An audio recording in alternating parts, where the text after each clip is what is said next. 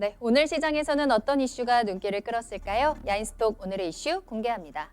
오늘의 이슈입니다. 시총 순위 변동, 산업구조 변화 하나입니다. 오늘 지수뿐만 아니라 대부분의 종목들 낙폭이 컸습니다. 시총 상위 종목들 거의 모두 파란불을 켜냈는데 순위에도 변동이 생겼습니다. 순위 변동의 주인공은 SK하이닉스인데요.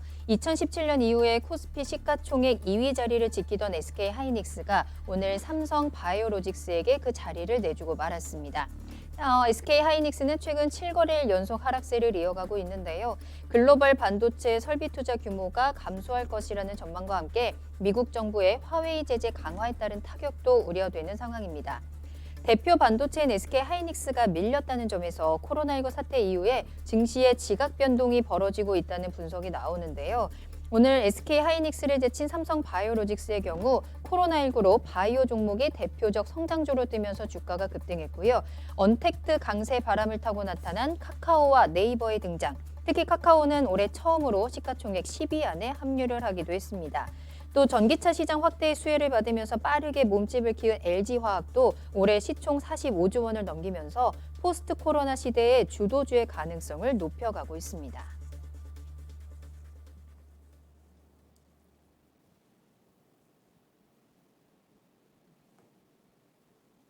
네, 오늘 지수가 낙폭을 키웠고요. 그러면서 시총 순위에도 변동이 생겼습니다. 이 시총에 대한 이야기, 시장에 대한 이야기 한번 나눠볼 거고요. 자, 오늘 목요일입니다. 오늘 두 분과 함께하죠. 오늘 김민준 전문가님 그리고 이광무 전문가님과 함께합니다. 두 분 안녕하세요. 네, 안녕하세요. 반갑습니다. 안녕하세요.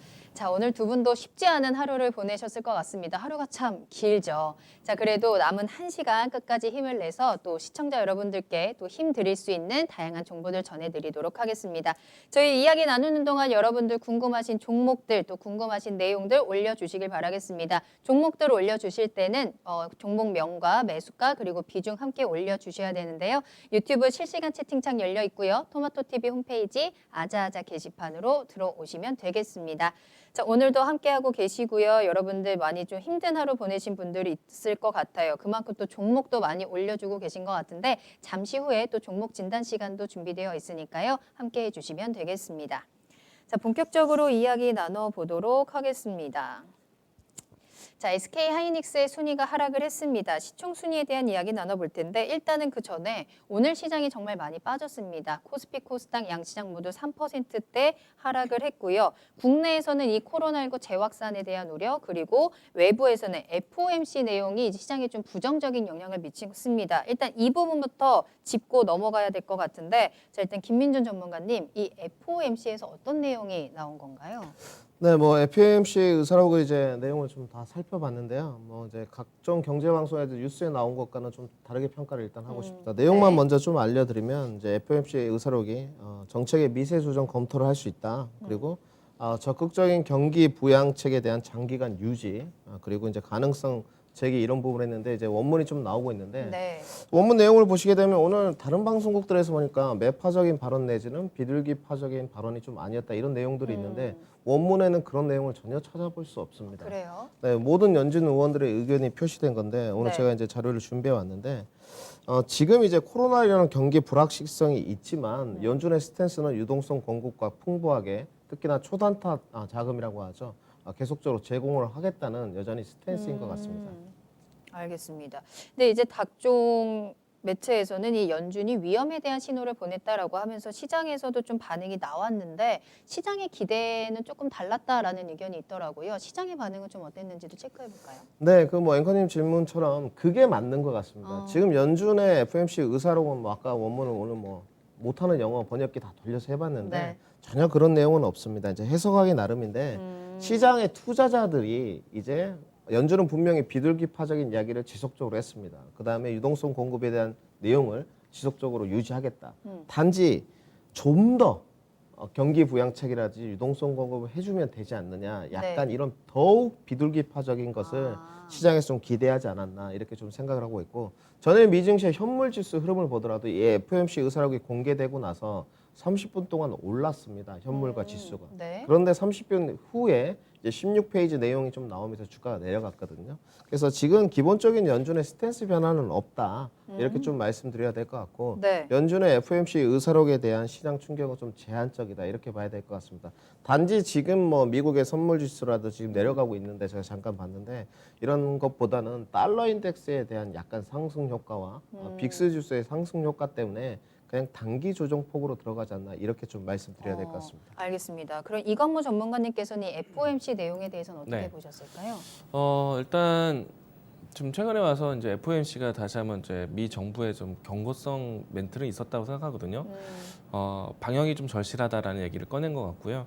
공중보건에 대한 위기는 결국엔 경기 활동의 저하, 우려가 된다라고 얘기를 꺼냈는데 네. 방역에 대해서 조금 더 위기 의식이 좀 필요하다라는 것을 좀 지적한 것 같습니다. 대신에 이제 경기 활동에 대한 부분들은 계속해서 이 정책적으로 했을 때 지원을 하겠다는 얘기가 나왔고요. 근데 이 내용들은 지난번에 FOMC 회의에서도 나왔던 뭐 금리 동결에 대한 이야기들, 내년까지도 지속할 수 있다는 얘기들, 네. 이것들을 좀 유지했다라고 보여주고요. 일단은 우리나라 입장에서는 사실 좀 다른 여타 아시아 증시보다 좀 크게 하락을 했거든요. 그러니까요. 달러 인덱스에 대한 부분들은 아직까지 크게 훼손되지는 않았어요. 안정화를 찾고 있는 과정인데 아무래도 우리나라 안에서 이 코로나 재확진이 조금 위기 의식을 좀 불러일으켰고요. 그 특히나 이제 다른 국가에서 좀 보지 못했던 사회적 거리 현상 두기 2단계까지에 대한 이야기들이 조금은 자극적인 요소가 좀 되었다라고 생각을 합니다. 대신에 역시나 결국에는 이 정책적으로 풀어야 된다. 코로나를 극복해야 된다라는 이야기를 꺼낸 것인데 미국 내에서는 코로나를 극복하기 위해서 좀 고강도의 경기 부양 정책을 내놓고 있죠. 지금 이제 4차 이제 경기 부양 추산을 준비하고 있는데 이 논의가 상당히 길어지고 있습니다. 네. 지난주에도 좀 결론은 못 냈고요. 이번 주도 마찬가지고 아마도 9월 달까지도 이어질 것으로 보고 있거든요.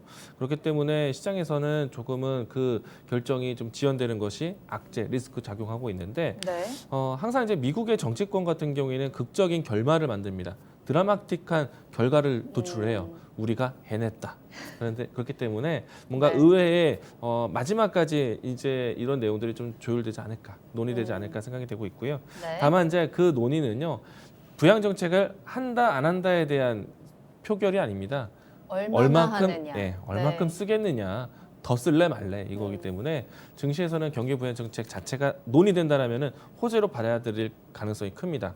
그렇기 때문에 증시에 대한 하향에 브레이크를 잡을 수 있는 카드가 있다는 것, 혹은 더 올릴 수 있는 카드가 있다는 것을 좀 반드시 기억하셔야 될 것 같습니다. 알겠습니다. 자, 이렇게 FOMC에 대한 내용 정리를 해봤고요. 이제 우리 시장으로 다시 돌아오자면 오늘 코스피, 코스닥이 양시장 모두 3%대 하락을 했습니다. 그러면서 코스피 시장에서 또 시총 순위의 변화가 나타났는데 사실 그동안 뭐 카카오가 이제 시총 순위에 진입을 하면서 또 변동이 있기도 하긴 했지만 이 SK 하이닉스의 순위 변동이 주는 의미가 또 남다른 것 같더라고요. 자, 이 SK의 순위 변동 어떻게 좀 해석을 해야 될까요? 구조가 변화됐다라고 봐도 되는 걸까요? 네, 오늘 이제 시가총액 2위 자리를 삼성바이오로직스에 드디어 이제 내줬습니다. 그러니까요. 거의 이제 10년 만에 넘게 유지하고 있다가 내준 것 같은데 네. 지금 이렇게 봐야 될 것 같습니다. 이제 반도체는 여전히 정통 강호였다면 지금 언택트 이제 모두 시청자분들이 알고 계시는 산업혁명의 패러다임은 신종 코로나 이후에 분 것 같습니다. 언택트로. 네, 그렇죠. 이미 네이버, 카카오가 시가총액 안에 들어왔기 때문에 기존의 예전 걸 한번 좀 말씀드리게 되면 네. 1위부터 10위까지가 삼성전자, 뭐 지금 삼성바이오로직스 이렇게 가지 않습니까? 예전에는 LG 생활건강 기억나실지 LG 모르겠는데 생활건강 참 있었어요? 오래됐는데 뭐 한국전력, 아, SK텔레콤의 그게 시가총액 언제적이에요? 10년 전입니다. 네. 제가 막 10년 데뷔했을 전. 때인데 SK텔레콤이 시가총액 2위일 때가 있었습니다. SK텔레콤. 네, SK텔레콤이 예전에 2위였습니다. 지금은 이미 다 이제 변화바람이 불었고요. 많이 변했구나. 그 특히나 사이로. 이제 앵커님 말씀처럼 삼성바이오로직스, 이제 제약 바이오에 대한 패러다임의 변화를 어느 정도 인정해야 될 것 같습니다. 지금 2000년 당시에 시총 10위권에 있었던 종목 중에 남아 있는 거는 단 두 종목밖에 없습니다. 삼성전자와 현대차입니다. 다른 종목들은 삼성전자는 계속 1위네요. 네, 계속 부동의 1위죠. 메이드 인 코리아 삼성전자는 늘 활틱입니다. 나머지 종목들은 다 새로 들어온 겁니다. 지금 뭐 특히나 이제 삼성바이오로직스와 제약바이오 쪽에 셀트리온의 약진이 좀 돋보이는 모습이고 네. 2위부터 10위까지는 지금 시장 트렌드 변화에 맞춰서 순위 변동의 가능성은 열어두지 않아야 됐나, 뭐 열어둬야 되지 않나 이렇게 좀 생각을 하고 있고요. 네. 여전히 이제 그렇지만 뭐 삼성전자 같은 경우는 뭐 1위는 좀 굳건하다. 좀 이렇게 말씀드려야 될 것 같습니다. 갑자기 궁금한 게 이제 시총 순위가 계속 변동을 하는데 뭐 언택트라든지 2차 전지 이런 종목들이야 4차 산업이랑 계속 좀 갈 것 같은데 사실 바이오 같은 종목은 코로나19 때문에 좀 치고 올라온 거잖아요. 그럼 코로나19가 끝나면은 좀 그 힘이 빠지고 또 시총 순위에 다시 변동이 생길 수도 있을까요? 네, 저는 뭐 솔직히 말씀드려서 삼성바이오로직스를 주관적으로 그렇게 좋아하지는 않습니다. 기술력 부재 부분에 관해서는 선바 주주님께서 좀 싫어하실 것 같은데 네. 저는 항상 의구심을 좀 갖고 있거든요. 단지 기업도 자본금도 능력이거든요. 이번에 송도 사공장 신설이 있었는데 네. 2022년에 완공입니다. 그렇게 되면 역대 최대 규모로 이제 생산 능력이 특히나 위탁 생산에 관해서 1위를 차지하게 되거든요. 네네. 이런 부분들을 또 좀 감안을 해줘야 되지 않나 이렇게 생각을 하고 있습니다. 저는 그래서 삼성바이오로직스가 지금부터 향후 10년간 시가총액 10위권 밖으로 밀려날 거라고 생각하지 않습니다. 특히나 이제 셀트리온 같은 경우도 뭐 작년까지 좀 주가가 많이 네. 부침을 좀 겪다가 올해 올라왔는데 이런 종목들 두 종목들은 특히나 셀트리온 쪽은 이제 치료제 쪽도 백신 개발에 박차를 가하고 있기 때문에 저는 좀 더 시가총액 상위권에는 포진을 할 것이다 이렇게 생각하고 있습니다. 알겠습니다. 자, 그럼 이광무 전문가님의 의견은 어떨까요? 특히나 또 코스닥 네. 쪽에도 좀 변동이 있었을까요? 코스닥 쪽에서는 최근에 와서 이제 시젠이 올라온 것이 가장 큰 특징적이고요. 네네. 그리고 또 알테오젠과 같은 이제 이 기술, 그러니까 기술만 좀 가지고 있었던 회사들이 좀 올랐다는 것도 특징적입니다. 그런데 이제 코스닥 시장에 대한 변동은 사실 지난해부터 크게 이루어졌었거든요. 5G 아니면은 바이오시밀러 쪽이었어요. 5G 같은 경우에는 새로운 신성장 동력이었고, 바이오시밀러 같은 경우에는 이 3세대 항암제 같은 경우에 재작년부터 해서 시장에 특허가 만료되다 보니까 네. 바이오시밀러 기업들이 이제 새롭게 이 제품 양산에 대한 부분들이 좀 진행될 수 있어서 그 부분들이 좀 이제 시장의 주목을 받았고요.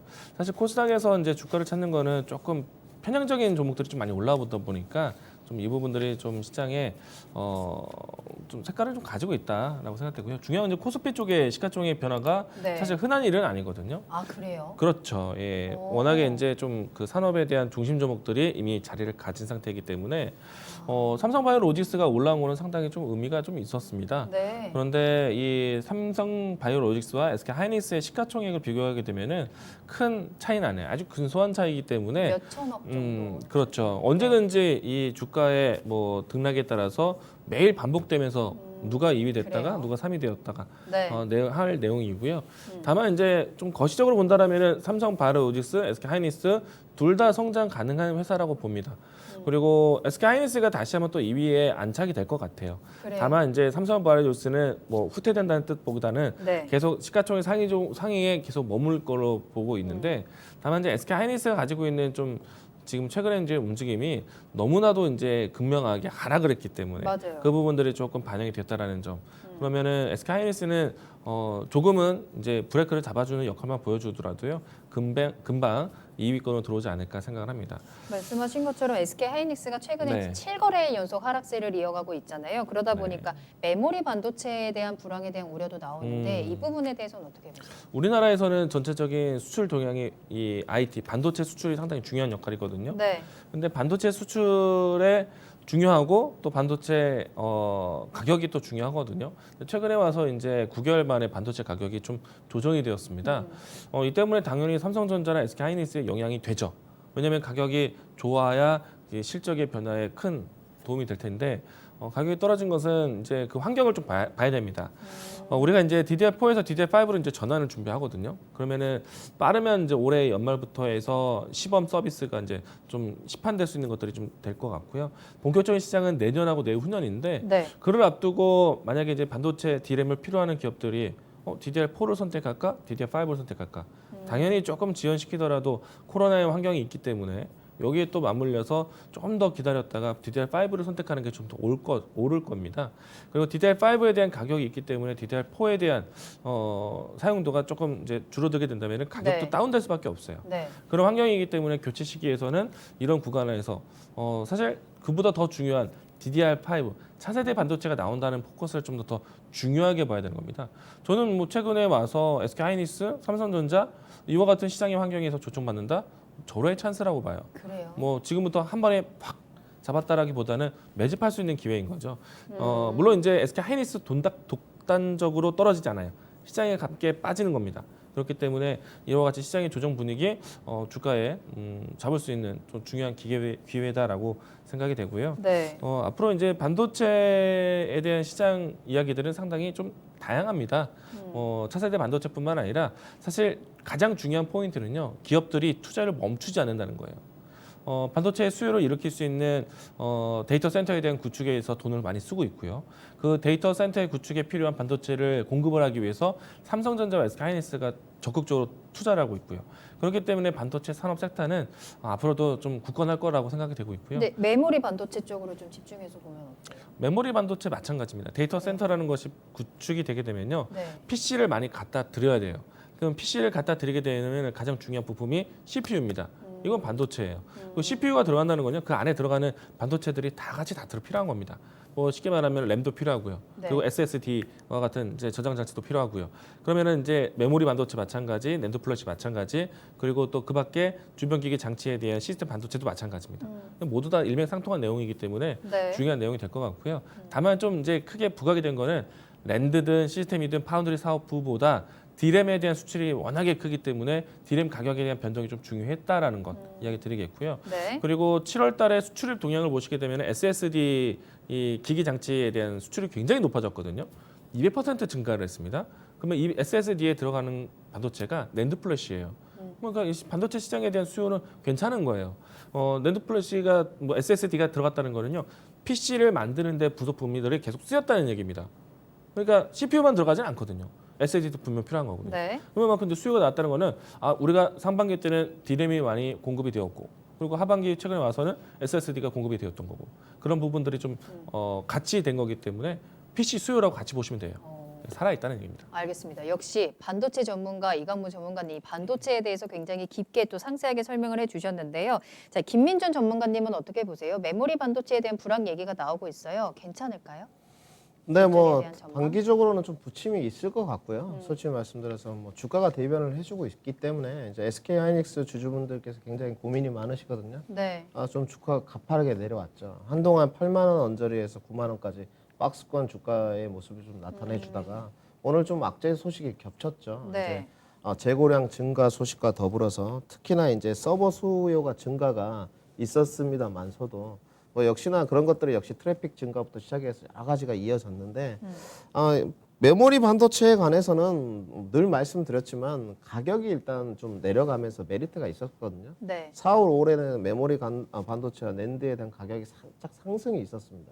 근데 지금은 그렇지가 않거든요. 서버 수요 증가가 있었고 실질적으로 SK 하이닉스 같은 경우는 점유율이 30%대를 회복했습니다. 근데 전체적인 업황을 봤을 때 메모리 반도체에 대해서 단기적인 부침 현상은 있을 수밖에 없다 이렇게 좀 평가를 하고 있고요. 네. 지금 이제 DDR4에서 DDR5로 넘어가는 변화의 시기라고 좀 봐야 될 것 같고 그다음에 이제 비메모리 반도체로 삼성전자가 투자 확대를 했지 않습니까? 어떤 변화의 초입 부분이다. 그렇다면 결국은 굳건하게 이제 메모리 반도체에서 1위를 지키고 있는 삼성과 뭐 하이닉스가 있는데 그다음에 마이크론 정도거든요. 그다음에 비메모리 반도체에서 얼마만큼 매출 비중이라든지 투자 확대를 해서 기업의 실적을 늘리냐가 관건일 것 같고요. 단지 저는 이제 메모리 반도체에 관해서 부침은 좀 있을 수 있기 때문에 네. 저가 매수를 좀 해야 된다. 저는 SK 하이닉스가 올라올 것에 관해서는 부정하지는 않습니다. 단지 지금은 아직 바닥이 전혀 형성되지 않았어요. 그렇기 아직 때문에 바닥이 아니에요? 네, 그렇죠. 오늘도 주가가 상당히 많이 내려갔거든요. 네. 오늘 내려가면서 시가총액 이제 2위 자리를 내준 그쵸. 겁니다. 올해 메모리 반도체 쪽으로는 아무리 제가 조사를 해봐도 캐파 능력 증설이라든지 이런 소식이 전혀 없습니다. 그렇기 때문에 생산 능력에 대한 확장보다는 조금 뭐 기업의 이제 제가 뭐 총수는 아닙니다만은 네. 메모리 반도체 쪽으로는 그냥 약간 보수적인 관점을 유지하고 있는 게 아닌가. 역시나 트렌드 변화인 비메모리 쪽으로 좀 집중을 해가는 모습이다. 이렇게 말씀드리겠습니다. 알겠습니다. SK 하이닉스에 대해서 아직 바닥이 아니다라고 말씀해 주셨는데 이강무 전문가님의 의견도 좀 궁금하네요. SK 하이닉스 앞으로 조금 더 조정을 받을까요? 조정이 그렇게 깊지는 않을 거라 생각합니다. 충분히 내려올 만큼 내려왔다라고 보여지고요. 네. 그리고 코로나19 때도 좀 충격을 받았지만은 빠르게 탈피를 했었거든요. 현재 가격대가 지금 현재 7만 1,800원대인데 코로나 때도 7만 원대에 대한 초반 가격대가 무너졌을 때도 단기간에 회복을 했습니다. 사실 이제 기간적으로 본다면은 최근 2년 동안에 7만 원대를 붕괴된 거는 코로나 시기 때 이번 두 차례 정도밖에 되진 않거든요. 그렇기 때문에 네. 이 시기 때의 특정한 이제 요인이라고 생각되고요. 다만 이제 이 반도체 시장에 대한 수요가 사실 지난해하고 좀 분명히 다릅니다.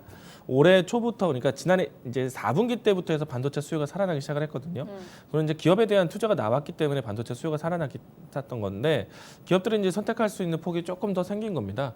조금 더 기다렸다가 DDR5로 쓸 거냐 뭐 그런 이제 수요에 대한 그러니까 그 선택에 대한 폭이 늘어난 것이기 때문에 코로나에 대한 확진과 함께 좀 이 선택에 대한 좀 뭔가 딜레마에 대한 좀 그런 시기가 있다 보니까 SK하이닉스가 주가가 좀 못나게 좀 빠졌다고 생각되고요. 근데 앞에서 이야기드렸던 낸드 플래시 이야기를 건네게 되면은 네. SK하이닉스의 매출 전체적인 매출 규모를 보시게 되면은 전 세계에서 낸드 플래시 비중은 좀 크지 않아요. 삼성전자하고 마이크론이 크지만은 SK하이닉스는 전체 규모는 크지 않지만은 SK 하이닉스만을 봤을 때 매출에 대한 구성에서 낸드 플래시는 상당히 큰 비중이거든요. 괜찮아요. 2분기 때 실적 괜찮을 겁니다. 알겠습니다. 선방했을 거라고 보고 있고요. 하반기에도 반도체 수요에 대한 부분들은 좀 다양하게 이루어질 것이기 때문에 SK 하이닉스 실적 좀 괜찮다고 보입니다. 알겠습니다. 자, 어쨌든 최근에 계속해서 하락세 이어오면서 시총 2위 자리를 내준 SK입니다. SK 하이닉스인데요. 사실 이 과거에 앞서도 말씀해 주셨지만 과거의 시총 2위는 현대차였잖아요. 현재는 7위에 자리를 하고 있는데 최근에 이 자동차 업종이 조금씩 회복을 하고 있고 또 친환경차에 대한 모멘텀도 실리고 있거든요. 현대차 계속해서 반등할 수 있을까요? 네, 저는 가능하다고 보고 있습니다. 현대차에 관해서 뭐 2차 전지 성장 주도주에 대한 관심들이 많으시잖아요. 네, 현대차는 기존 정통 강호인데 네. 저는 장기 투자를 하게 된다면 현대차입니다.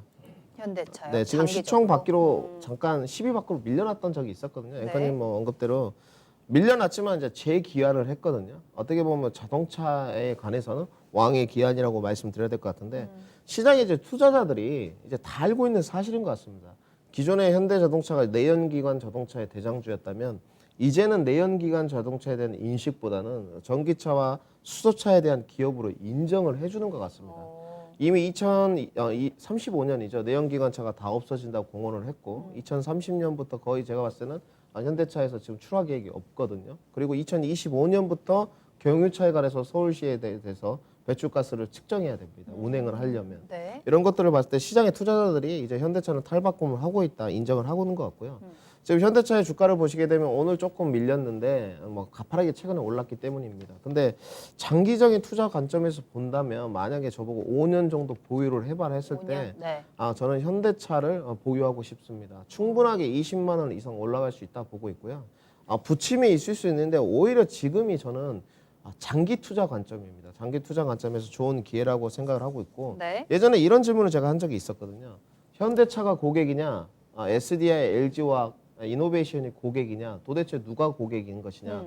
전기차에 들어가는 핵심 동력인 2차 전지 배터리를 만드는 고객이 먼저냐, 아니면 완성차를 만드는 현대차가 주인이냐. 네. 다들 의견이 틀리시거든요. 왜냐하면 이제 수요에 대한 결국은 이런 욕구가 있기 때문인데요. 저는 네. 뭐 이런 것으로 봤을 때 현대차는 단기 모멘텀이 아닌 장기 모멘텀으로도 가능하다고 보고 있습니다. 알겠습니다. 자, 현대차 장기 투자 관점에서 괜찮다라고 말씀을 해주셨는데요. 이광무 전문가님께서 현대차는 네. 어떻게 보실까요? 저는 정확히 표현한다면 현대차를 보는 것이 아니라 네. 현대차가 투자하고 있는 금액에 관심이 있거든요. 오. 현대차의 투자에 관심이 있는 겁니다. 사실 현대차는 오랜 기간 동안 저는 좋게 표현하진 않았어요. 최근에 와서는 전체 자동차 산업에서 현대기아차가 내수에서 회복을 하다 보니까 그 부분들이 좀 주가에 도움이 되었는데 현대차의 리스크를 좀 과거에 좀 생각을 해보면은 세 가지 리스크가 있었죠. 첫 번째, 우리나라 내수 시장에서 외제차 비중이 높아졌습니다. 네. 그러면은 내수 차량에 대한 판매가 줄어들었다는 얘기예요. 그러면 현대기아차가 당연히 큰 타격이 되었다는 거고 또 두 번째는 중국에서 시장 진출했지만 사스 이후부터 해서 브랜드 가치가 뚝 떨어졌어요. 그럼 전혀 일어나지 못하고 있고요. 또 세 번째는 미국에 시장 진출하고 난 다음에 현대차의 점유율이 점점 낮아지고 있습니다. 그래서 성과를 내지 못하고 있어요. 국내와 국외 밖에서 성과를 내지 못하고 있기 때문에 현대차는 새로운 이제 변화가 필요한 겁니다. 마침 이제 친환경차에 대한 관심이 높아지고 본격적으로 이제 주요 기업들이 친환경차를 양산하려고 하고 있어요. 네. 사실 현대차 같은 경우에는 수소차 같은 경우에 양산에 대한 시기가 생각보다 좀 빨랐죠. 연구에 대한 선전포고도 빨랐고. 그런데 이제는 주요 국가에서 수소차 양산을 한번 생각해 보려고 하고 있습니다. 그리고 전기차도 마찬가지예요. 네. 본격적인 시장이 열리는 것은 현대차가 언제부터 만들었다가 아니라 앞으로 다른 기업들이 뭐 유럽에 있는 명차들이 혹은 미국에 있는 명차들이 전기차를 언제부터 만들어서 시장의 전기차에 대한 인식이 좋아질 것인가에 대한 부분들이에요. 그리고 전기차와 수소차, 특히 수소차에 대한 부분들이 풀리게 되려면은 가장 중요한 거는 가격의 다운이 언제 일어날 것이냐. 더 이상 보조금 받고 팔 수 없다는 거예요. 보조금을 네. 안 줄 정도로 다운시켜야 되는데 그 시기가 언제일 거냐. 그게 중요한 거고요. 네. 그렇기 때문에 현대차가 정말 투자를 많이 하고 있는 수소차든 전기차든 그 분야 쪽으로 봐야 되는 게 맞다. 네, 현대차에 대한 투자에 좀 더 관심을 갖자라고 얘기드리겠습니다. 조금 색다른 시선이었던 것 같아요. 자, 그러면 이제 최근에 이제 약간 지각 변동이 일어나고 있다, 순이익의 변동이 일어나고 있다. 그 전에보다는 언택트라든지 바이오 쪽으로 조금 더 이제 시총 순이 많이 올라오고 있는데 앞으로 떠오르는 신성장 관련주는 어느 쪽 보실까요? 네, 뭐 이 신성장 관련주에 관해서는 뭐 좀 캐캐먹은 게 있어서 간단하게 좀 준비했습니다. 뭐 2차 전지에 관해서 다 아실 것 같고요. 지금 뭐 최근에 대장 그렇죠. 뭐 이슈는 2차 전지가 끌고 녹색 가고 산업인 있죠. 것 같습니다. 녹색 네. 산업. 친환경이 앞으로도 각광을 계속 받을 것 같고요. 그다음에 이제 뭐 앵커님 아시겠지만 요즘에 음식육 중에 이제 푸드테크라고 하는데 푸드테크, 네, 곤충이죠. 곤충, 네, 곤충. 네. 새로운 먹거리. 네, 먹거리 이런 아. 것들도 이제 결국은 신성장 관련주가 될 것으로 보이고 그래요? 있고요. 네. 그다음에 뭐 특히나 이제 AI, 인공지능, 빅데이터 이런 것들은 앞으로 신성장 동력이 되지 않을까 이렇게 그럼 푸드테크 말씀드리겠습니다. 관련 종목이 있어요? 네, 많이 있습니다. 많이 벌레 있어요? 관련주들. 아, 뭐 우리나라 벌레 사람들은 관련주들? 좋아하지 않지만 아, 네. 메뚜기 뭐 튀겨서 먹고 이런 거 있지 않습니까? 어릴 때 좀 먹긴 했었던 것 같은데. 아, 그러셨습니까? 네, 아, 있었어요. 젊어 보이시는데 도시락 메뚜기를- 반찬에 있었는데 네, 메뚜기 튀김이. 네, 뭐 이런 것들이 아무래도 그쪽으로도. 저는 뭐 음식료 이번에 코로나 일고 나서 굉장히 히트 쳤잖아요. 네네. 코로나가 아니었으면 음식료 정도는 반등 못했습니다, 진짜로. 네, 근데 알겠습니다. 앞으로 이런 것들도 관심을 좀 가져보시면 좋을 것 네. 같습니다. 알겠습니다. 자, 그럼 이광무 전문가님이 생각하시는 신성장 섹터는 어딜까요? 포인트는 기업의 투자입니다. 기업의 투자를 투자. 해야지 되는 거예요. 네네. 새로운 먹거리에 대한 관심이 있기 때문에 투자를 적극적으로 하는 거거든요. 반도체는 뭐 삼성전자가 누가 뭐래도 투자를 주요하게 하고 있고요. 네. 2차 전지 쪽에서는 글로벌 전반적인 주요 기업들이 이제 전기차의 양산을 좀 본격화를 앞두고 있고요. 그 수소 에너지와 같은 이제 신성장 동력 이제는 융합 에너지 산업으로 넘어가게 되거든요. 네. 그래서 제가 항상 코멘트를 드리는 것이 수소 산업을 위해서 한나라는 그룹이 바뀌고 효성이라는 그룹이 바뀐다라고 이야기 드렸어요. 그러니까 기업에 대한 체질을 바꿀 만큼의 투자가 나오는 것.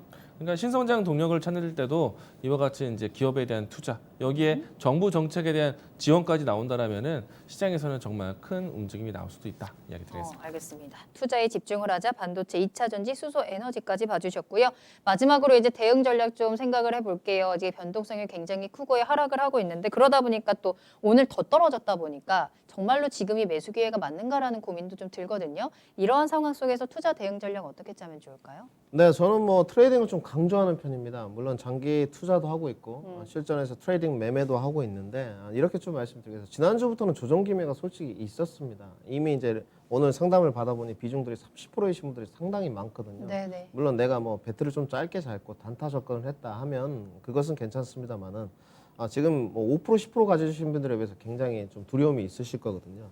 저는 내일 정도에 조금 더 장 시작할 때 하락으로 출발할 것 같습니다. 그러면서 좀 밀고 올라올 것 같은데 오늘 그 이유에 대해서는 오늘 선물 계약 매도수를 보고 제가 깜짝 놀랐습니다. 1년에 이런 경우가 거의 없습니다. 11,000계약 정도 매도수가 있었거든요. 네. 근데 장 막판에 보고 나서 보니 거의 다가 만회를 했습니다. 오늘 외국인들이 돌아섰다는 거죠. 지금 2,400계약이거든요. 이런 걸 봤을 때 내일 정도 아랫꼬리를 달고 올라오면 마무리가 좀 될 것 같고 구체적으로 좀 대응을 드린다면 네. 현금 비중이나 리스크 관리를 좀 비중이 높으신 분들은 하시고 네. 내일 만약에 추매 의견을 갖고 계신 분들은 내일 정도의 절반 정도를 좀 사시고 주말에 확진자가 많이 이제 좀 소식이 전해지고 다음 주에 좀 더 조정 기간이 길어지면 그때 나머지 거 조금 더 비중 추가를 하셔가지고 대응 전략은 짜시면 될 것 같고 네. 이제 만약에 비중이 높으신 분들이 있지 않습니까? 내가 30%다, 50%다 이런 분들은 뭐 내동매매나 이런 거 하지 마시고요. 차분히 좀 관망 후에 바닥 다지기가 확인된 후에 추가적으로 좀 대응을 하시고 비중이 높으신 분은 좀 긴 호흡으로 좀 가보자. 이렇게 말씀드리겠습니다. 알겠습니다. 리스크 관리, 멘탈 관리 중요할 것 같습니다. 참고해 보시길 바라겠고요. 이광호 전문가님의 대응 전략은 어떨까요? 분명히 변동성 장세가 맞다라는 거죠. 이제 지난 2월달, 3월달도 경험했지만은 코로나 확진자 추이에 따라서 이제 증시에 대한 심리가 많이 좌지우지될 겁니다. 물론 이제 여기에서 이제 단기간의 과도한 하락이다라고 평가를 할 수도 있을 거고요. 네. 만약에 우리가 예상치 못했던 코로나 확진자 N차 감염에 대한 불안감도 나올 수 있기 때문에 이 부분들이 분명히 증시의 변동성 요인이 된다. 근데 가장 중요한 거는 큰 그림을 보셔야 되거든요. 글로벌 증시가 어떻게 갈 것인가. 그러면은 또 글로벌 증시에 대한 방향성을 쥐고 있는 미국의 정책도 기다려 보셔야 되겠고요. 코로나 극복하기 위한 경기 부양 정책은 또 나온다고 봅니다. 그렇기 네. 때문에 증시에 대한 모멘텀이 부각되는 그 시기는 좀 분명히 호재가 될 수 있기 때문에 기다릴 필요가 있겠고요.